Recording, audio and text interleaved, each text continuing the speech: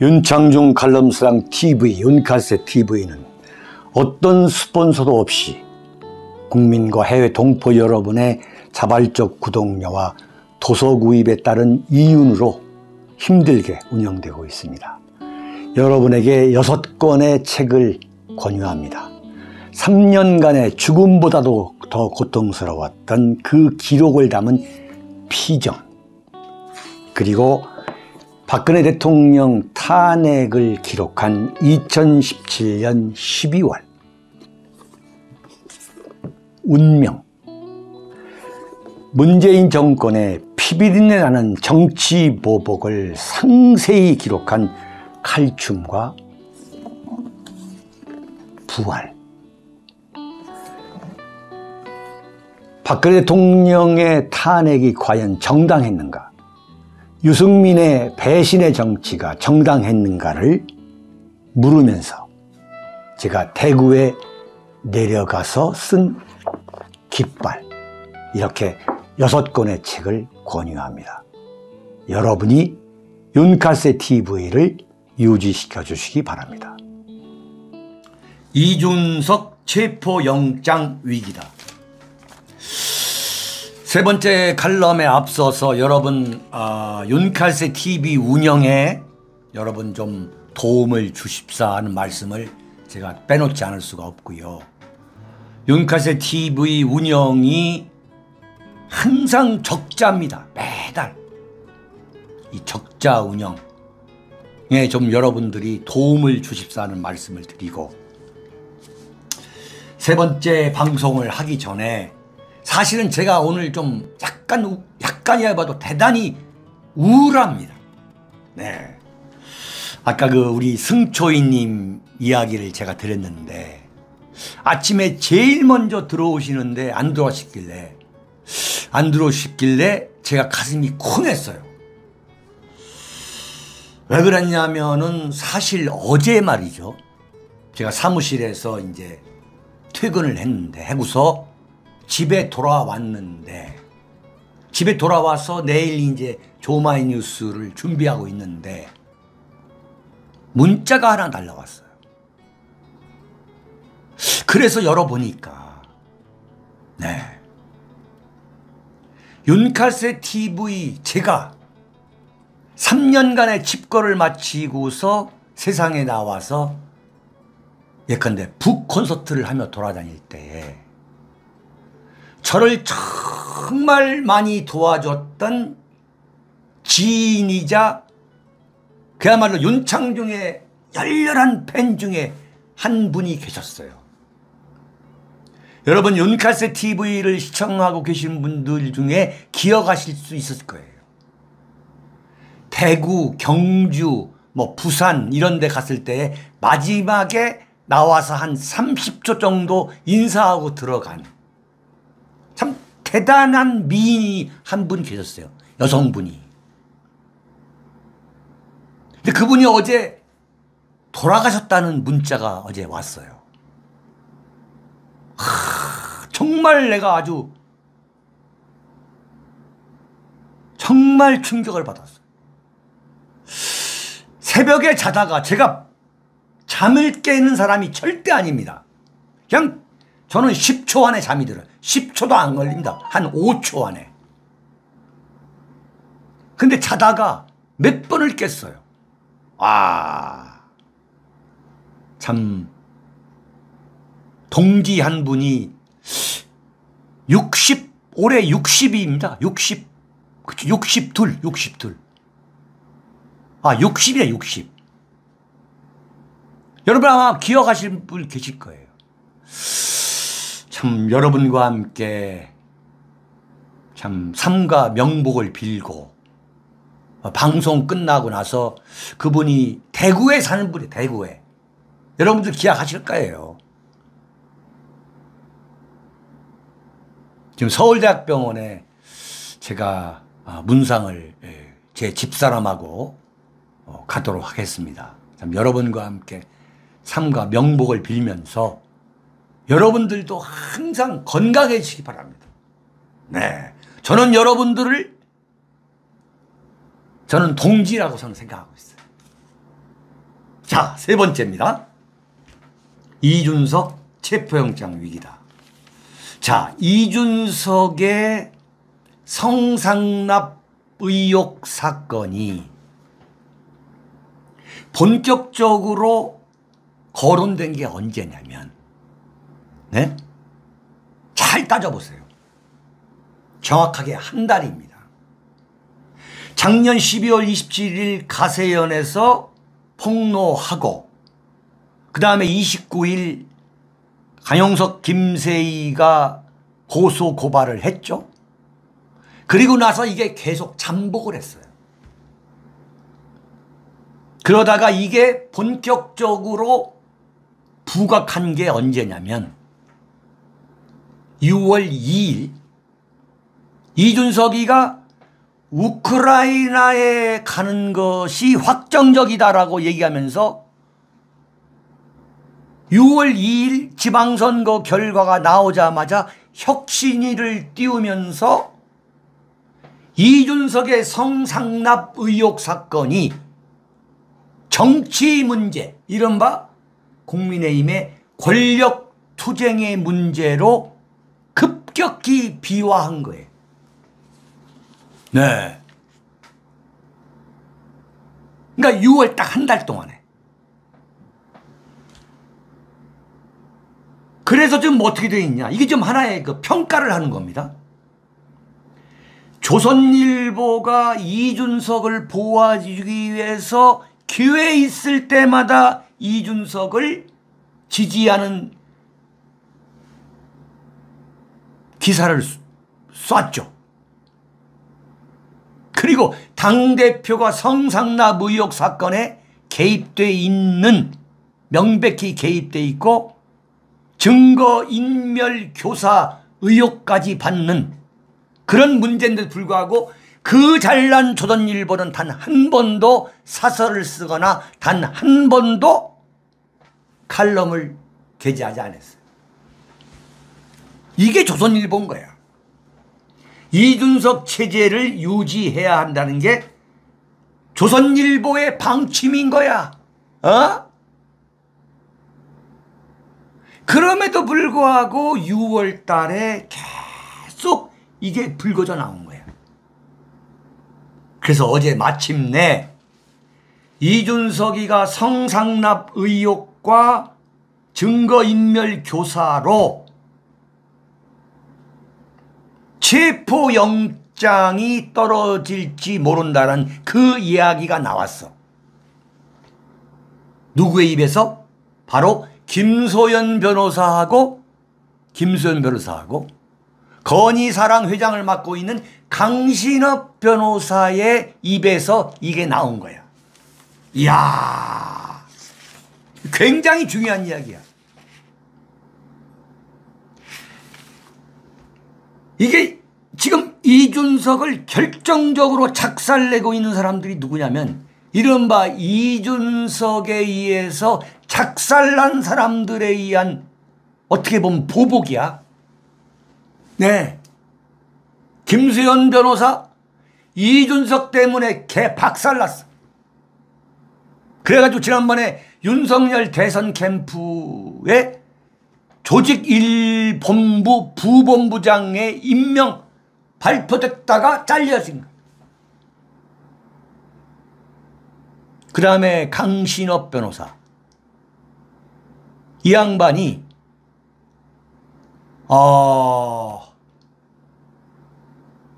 그 안철수, 유승민, 손학규 그때의 바른미래당 대변인을 한 거예요. 바른미래당 대변인을 하면서 이준석이한테 작살난 거예요. 예. 어제 그 김수현 변호사가 뭐라고 했느냐. 그 김성진 아이카이스트 대표가 서울경찰청 조사를 받는 거, 서울구치소에서 김성진을 불러다가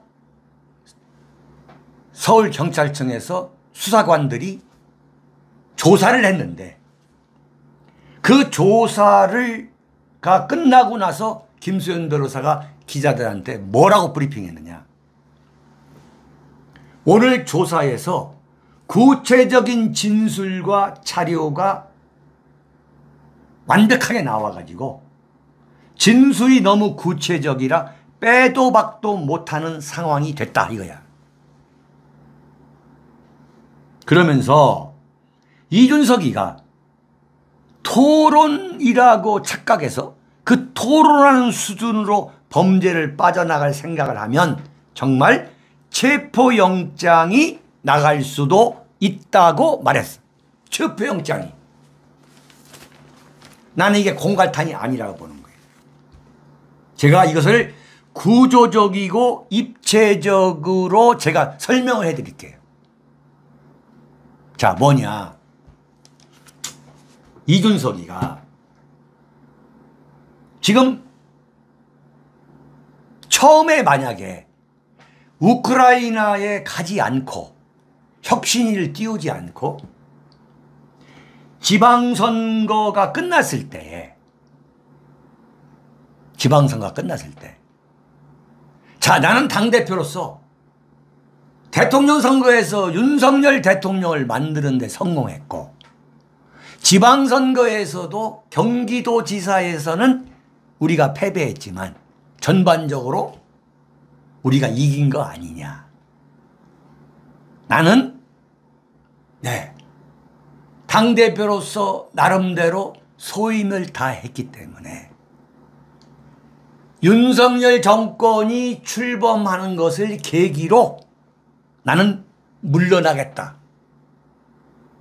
이러면서 나는 재충전해서 돌아오겠다. 재충전하고 돌아오겠다. 그러면서 예컨대 무슨 유학을 간다던가 이렇게 해서 하고서 물러났다면 이준석은 명예퇴진을 했을 것이고 이준석에 대해서 씹어댔던 이른바 60대 이상의 정통 보수파들이 야, 이준석한테 너무 우리가 잘못한 거 아닌가? 라고 하는 일말의 반성을 하게 했을 수도 있는 사건이었다 이거야. 에? 만약에 이준석이가 나한테 어떻게 해야 됩니까? 그러면 나는 이렇게 어드바이스 했을 거야. 근데 이준석은 뭐냐? 자기가 성상납을 받지 않았다고 하는 이것을 받지 않았다고 상황을 덮어버리기 위해서 윤핵관이 이 지방선거가 끝나면 저걸 빌미로 내 목을 치려고 나올 거니까 이게 이중삼중 방호벽을 치자. 그래서 우크라이나로 갔고 아무도 가지 못하는 우크라이나에 가서 젤란스키 대통령 만났고 혁신이 만들어가지고 내년 공천 문제 내년 내후년 하겠다고 해서 지가 국민의힘을 장악할 걸로 봤지. 응? 근데 정치 권력이라는 게요. 아무리 우스운 사람도 잡으면 정치 권력은 그렇게 호락호락하지가 않습니다. 네? 이준석이가 그렇게 나오면 나올수록 윤핵관에서 똘똘 뭉친 거야. 급속도로. 굉장히 중요한 이야기야. 윤핵관은 누가 예컨대 계보정치 하지 말라라고 욕을 먹더라도 당권을 차지하기 위해서 이준석을 몰아내기 위해서 이른바 친윤계보 2개를 만들고 거기다가 김종인까지 빼내고 안철수까지 불러들인 거야. 그런 상황에서 이준석이가 꼼수로 윤석열 대통령을 만나자고 하니까 윤석열 대통령이 딱 손절해버린 거예요. 응? 어떤 의제로 구체적으로 왜 만나려고 하는지 분명하게 먼저 얘기하라는 식으로 손절한 거야. 그럼에도 불구하고 이준석이가 그래 나는 갈 대로 가겠다고 하니까 당대표 이준석 비서실장을 빼버린 거야. 그러면 여기서 완전히 이준석은 작살이 난 거예요. 그렇다면 뭐냐? 이준석은 전략적으로 실패한 거야. 첫째 뭐냐? 이준석은 성범죄자라고 이미 낙인이 찍혔어. 그냥 6월 2일 날 물러났으면은 아주 명예로운 퇴진이 되면서 아이고 뭐 성상납의역이란 건 뭐 그냥 넘어가는구나 이런 여론이 조성됐을 텐데 버티면 버틸수록 성범죄자라고 하는 이게 아예 낙인이 찍혀버린 거예요.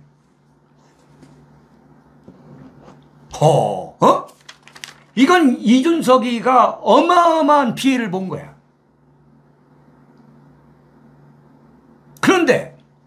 그런데 자 보세요.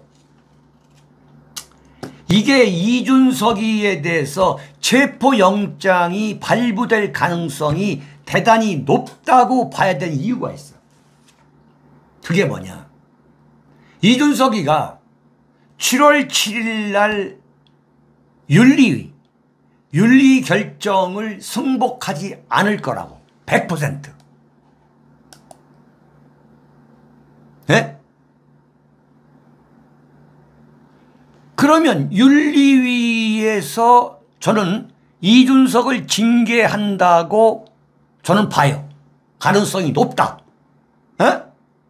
지금 왜 그러냐면 이준석이가 지금까지 나온 것만 봐도 이건 완벽한 성범죄를 저질렀다는 그 혐의가 이미 굳어져 있다 이거야.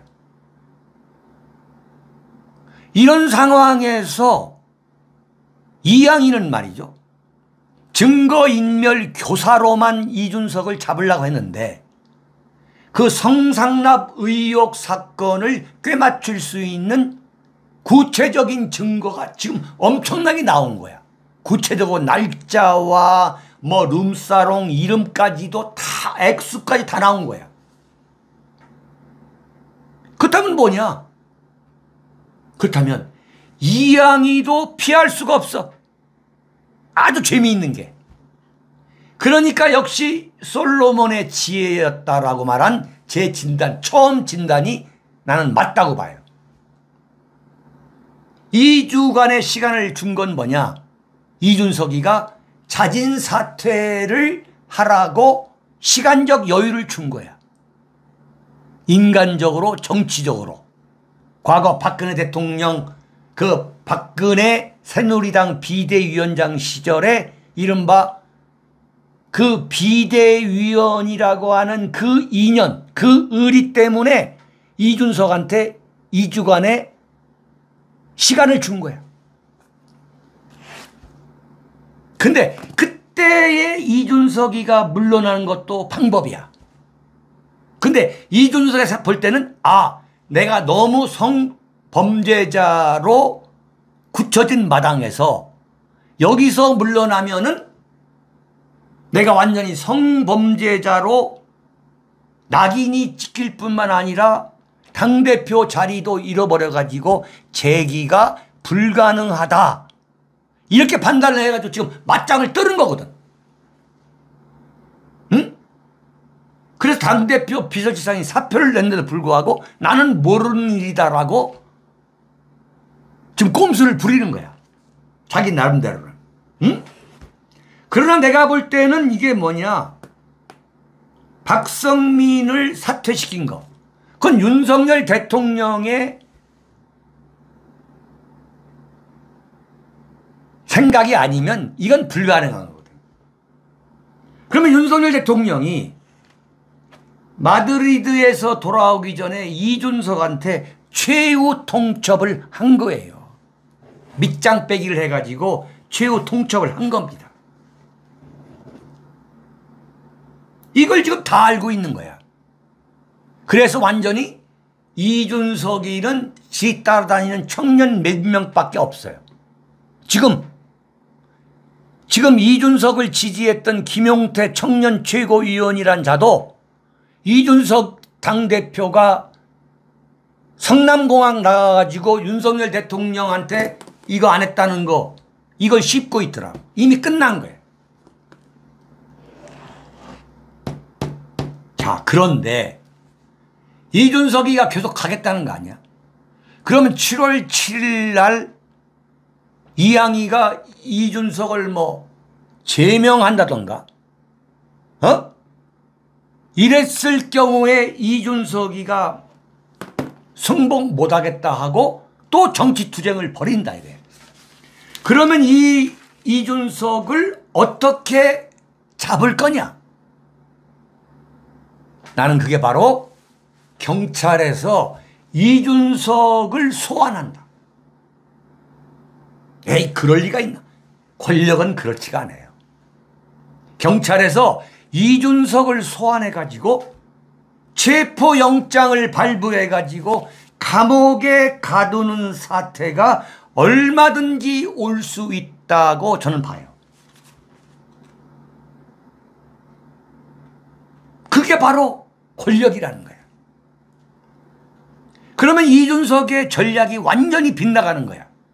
내가 여기서 싸우다가 깨지는 이미지를 갖고 나가서 신당 만들고 뭐 이러겠다고 하는 그게 완전히 깨질 거야. 이준석이가 7월 7일 날 윤리 결정에 불복하고 깽판을 치면 이걸 막을 수 있는 이른바 최후의 칼이 뭐냐? 권력의 칼이. 에? 그게 바로 경찰에서 이준석을 소환하는 거야. 공개적으로.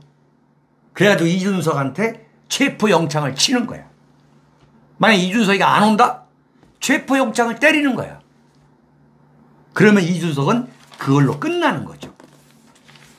자, 그런데 이런 것을 너무도 잘 알고 있는 사람이 누구냐? 박지원이에요. 박지원.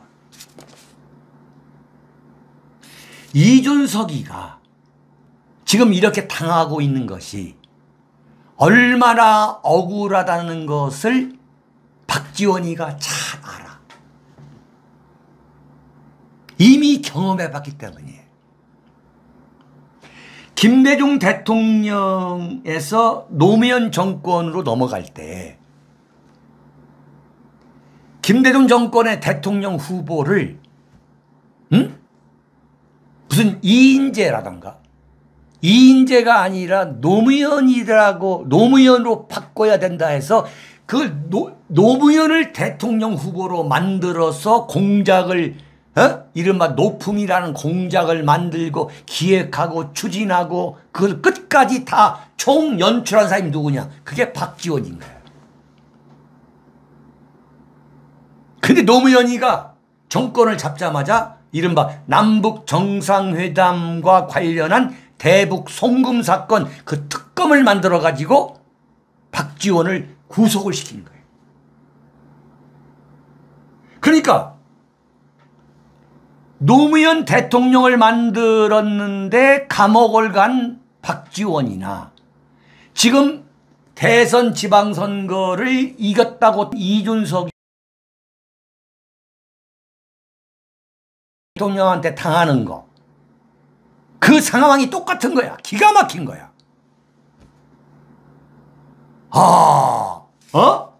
그래가지고 박지원이가 뭐라고 했느냐. 이준석이는 곧 사퇴할 것이다. 사퇴하라는 거야. 뭐라고 했느냐. 더 험한 꼴 볼 필요가 뭐 있나 그랬어. 무슨 얘기냐. 네가 자발적으로 사퇴하지 않으면 이준석이가 너 구속된다는 이야기야. 이걸 보면 박지원이야.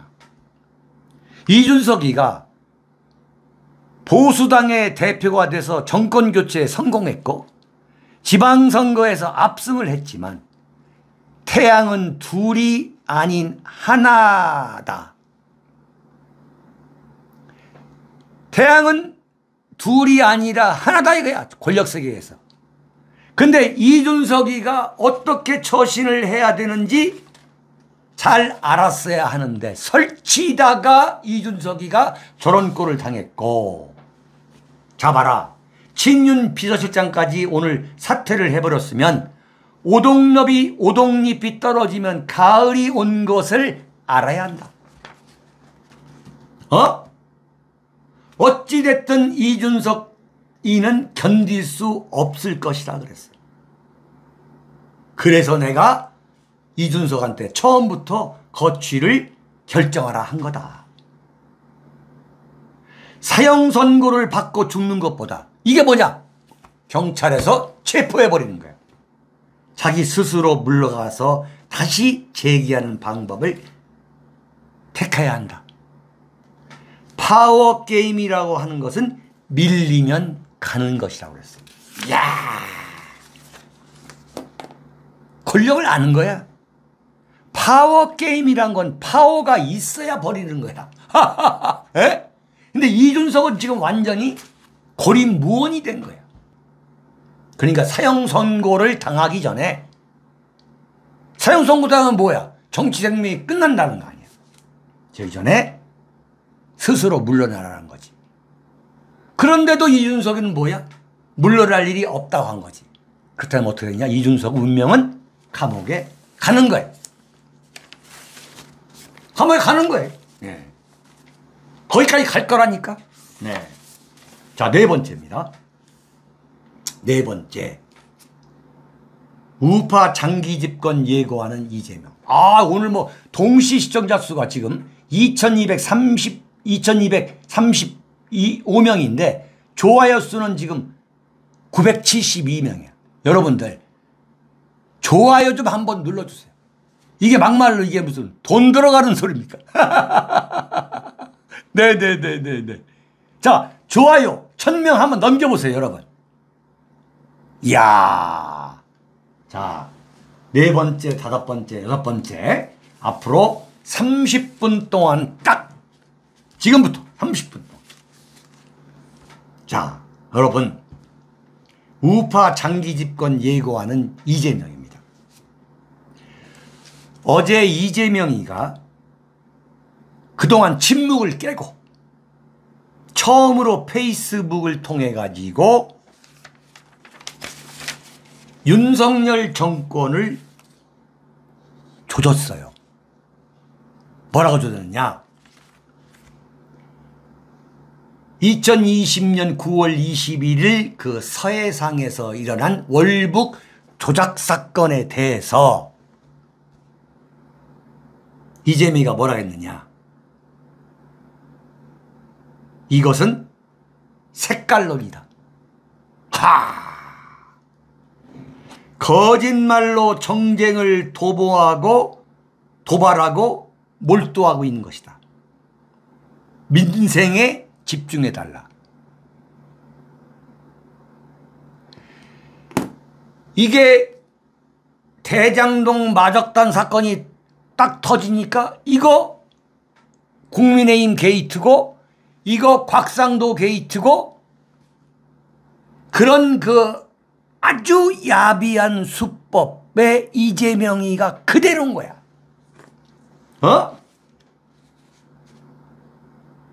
난 그걸 보면 느끼는 게,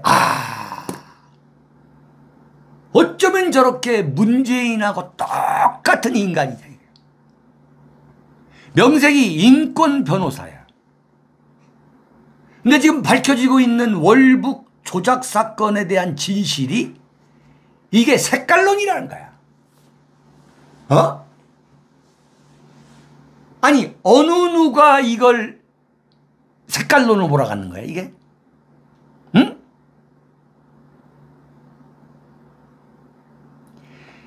무서운 말이야. 이게 한마디로 말하면 인간임을 개한테 던져준 악마야, 악마. 이건 악마란 거, 악마.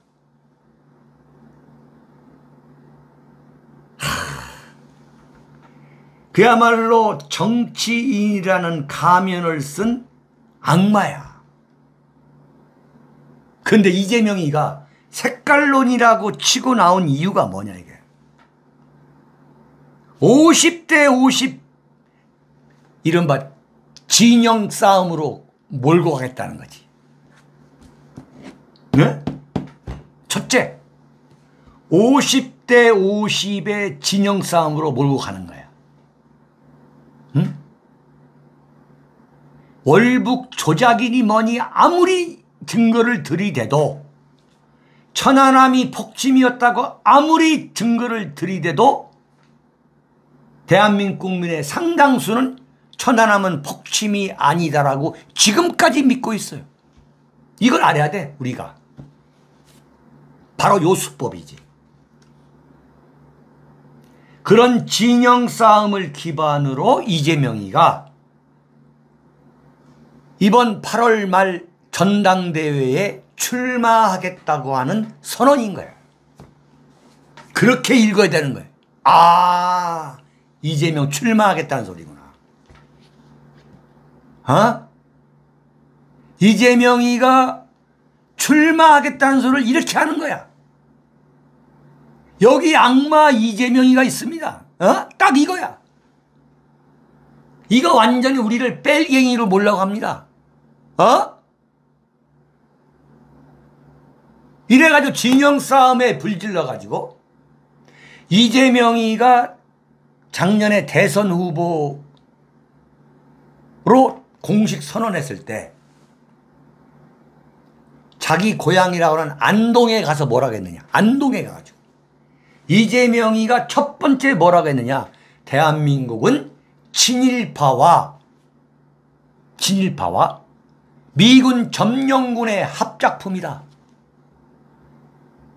새로운 출발을 하지 못했다. 이렇게 나온 거야. 그 수법하고 똑같은 거야. 이재명이가 월북 조작 사건은 이건 뺄갱이몰이다. 종북몰이다. 색깔론이라고 치고 나온 게 똑같은 거야. 아, 이재명 출마하는구나.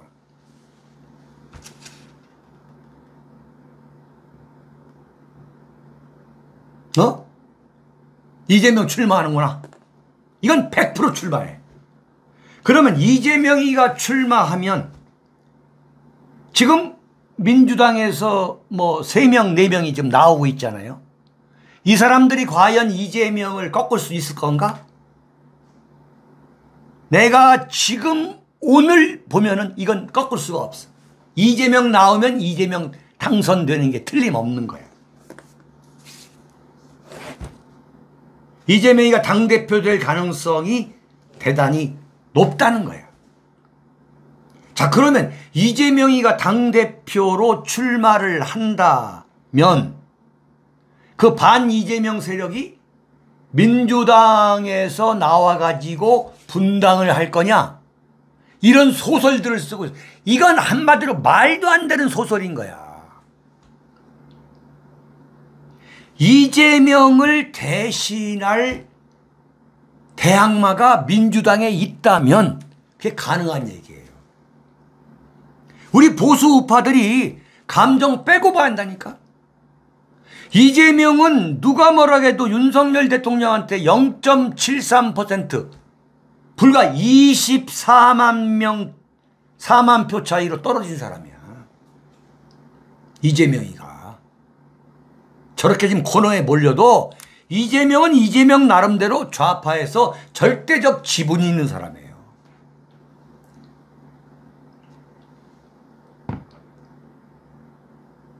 그러면 뭐냐? 이재명이가 저렇게 당대표가 되면 그걸 깰 사람이 있어야 되는데, 여러분 지금 미국에 가 있는 이낙연이가 그런 배팅을 할 것 같아요? 어림없는 소리지. 그런 도박을 할 사람이 아니야. 이게 정권 먹는 거 보면요, 간이 큰 사람 순서로 먹어요. 이낙연이의 간은 내가 볼 때 무슨 참새간이야, 참새간. 에? 이재명 못 따라와? 어림없는 소리야.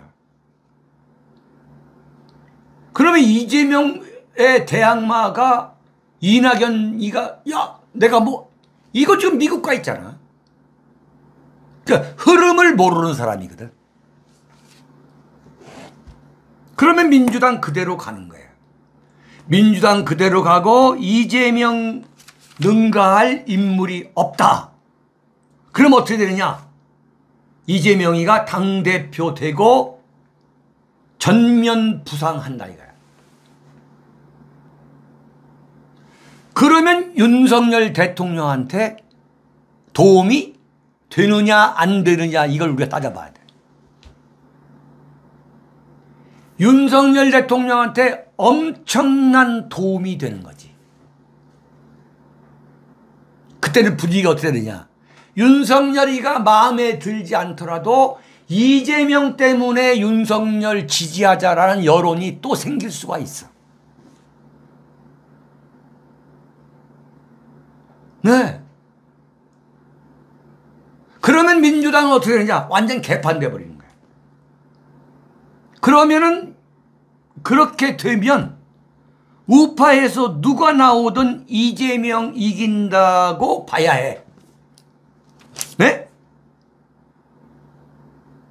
이게 굉장히 중요한 이야기야, 이게 지금.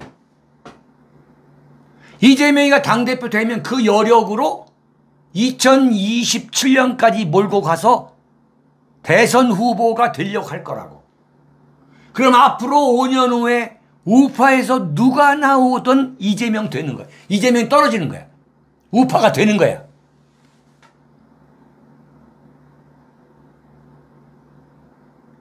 그러면 뭐냐? 이재명이를 살려주면은 윤석열 대통령도 우군을 만나고 윤석열 대통령도 유리해지고 우파가 장기 집권할 수 있는 축복이다. 이렇게 생각할 수가 있거든. 응? 그래서 제가 오늘 드리려고 하는 말씀은 뭐냐. 윤석열 권력 정권 안에서 이재명을 살려줘야 됩니다. 이재명을 살려줘가지고 지난번 대통령 선거에서 윤석열이가 대통령 된 것처럼 이재명을 살려줘가지고 이재명이가 민주당을 설치게 만들면 이른바 반이재명 여론 때문에 윤석열 정권에 엄청난 도움이 됩니다. 이런 주장을 하는 인간들이 있을 거라고. 그래가지고 윤석열 정권에서 이재명을 봐주고 넘어가자고 하는 사람들이 분명히 나는 있다고 봐. 네. 이런 게 온다니까. 지난번 대통령 선거 때 제가 가장 주목했던 부분이 뭐냐. 바로 윤석열 진영에서 국민의힘에서 이재명을 융단 폭격을 하지 않았잖아. 왜 그러냐. 윤석열이 흠이 많은데 이재명과 같은 흠 많은 후보가 나와야만 윤석열이가 대통령 될 수 있다. 그랬다가 0.73%로 간신히 된 거 아니야. 그런 생각을 하고 있을 것이다. 그러나 이재명이가 그런 바보가 아니다 이거야.